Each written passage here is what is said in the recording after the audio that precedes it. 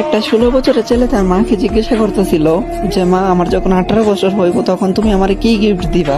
তখন তার মা মিষ্টি কণ্ঠে বলতেছিল, বাবা, তোমার যখন 18 বছর বয়স হইব তখন তুমি চাই আলমারি খুইলো, ওইখানে তোমার গিফট রাখা থাকবো।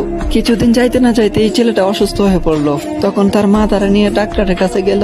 তারপরে ডাক্তারে অনেক পরীক্ষা নিরীক্ষা করার পরে জানতে পারলো যে ছেলেটার 2টা কিডনি ড্যামেজ হয়ে গেছে। এই কথা শুনে তো মা পুরোপুরি ভেঙা পড়ছে, অনেক কান্না করতেছিল।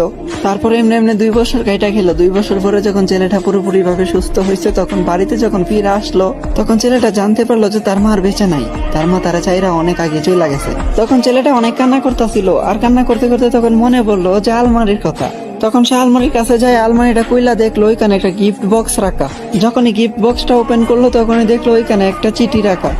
আর এই চিঠিতে লেখা ছিল, এ আমার কলিজার টুকরা।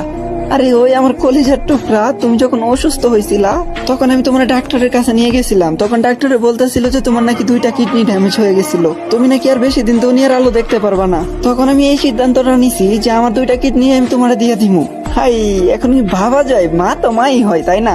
হে আমার কলিজার টুকরা, তোমার কি মনে আছে যে তুমি বলছিলা তোমার 18 বছর হইলে আমি তোমার কি গিফট করবো? হে আমার কলিজার টুকরা, হে আমার শেহজাদা, আজকে তোমারে আমি আমার 2টা কিডনি দিয়ে যেতেছি। সবসময় নিজের যত্ন করো, সাবধানে থাইকো। হ্যাপি বার্থডে মাই সান। আরে এটাই হয় মায়ের ভালোবাসা। মায়েরা কখনো স্বার্থ খোঁজে না। আর আজকালকার ছেলে মেয়েরা মায়ের কদর করতে জানে না। আরে ভাই, সময় থাকতে মায়ের কদর করো, হারায় গেলে কিন্তু আর পাইবা না।